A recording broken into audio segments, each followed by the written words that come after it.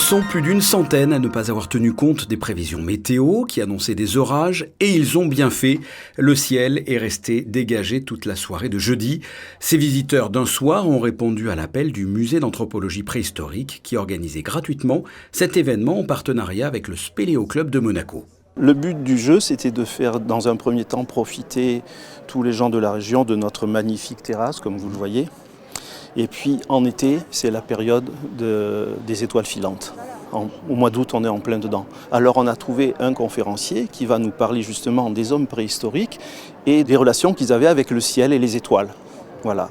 Donc on s'est dit, ça peut faire une pierre deux coups, ça peut intéresser beaucoup de monde. Et puis voilà, on a tenté le banco. Et puis apparemment, ça a l'air d'être un joli succès parce qu'on a eu beaucoup de demandes et malheureusement pas encore assez de place. Donc on refera certainement l'événement l'année prochaine et pourquoi pas en organiser peut-être deux au mois d'août, on verra.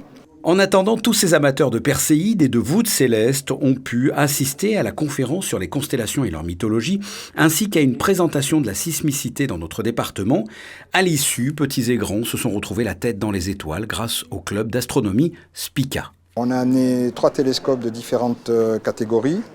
Un Newton de 250 mm qui est en face de vous, derrière vous, et 2 Schmidt-Cassegrain qui sont derrière moi, un 200 mm et un 280 mm de diamètre. Voilà. Avec ces appareils-là, ce sont tous des appareils polyvalents qui peuvent observer aussi bien le planétaire que le ciel profond.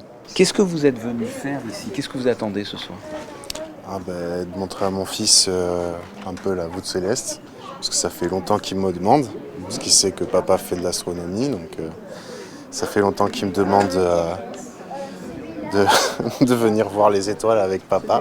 Rien que par curiosité, ça valait le coup de venir. Alors, et faire découvrir aussi le site. Faire découvrir un petit peu aussi, même si voilà, les conférences étaient très, très intéressantes.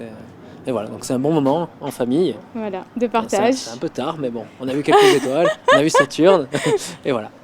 Tous ont pu contempler les étoiles, mais aussi quelques planètes comme Saturne et Jupiter. L'occasion également de visiter en nocturne l'exposition D'un monde à l'autre, du visible à l'invisible, une découverte des rites ancestraux dans la salle du musée d'anthropologie de Monaco.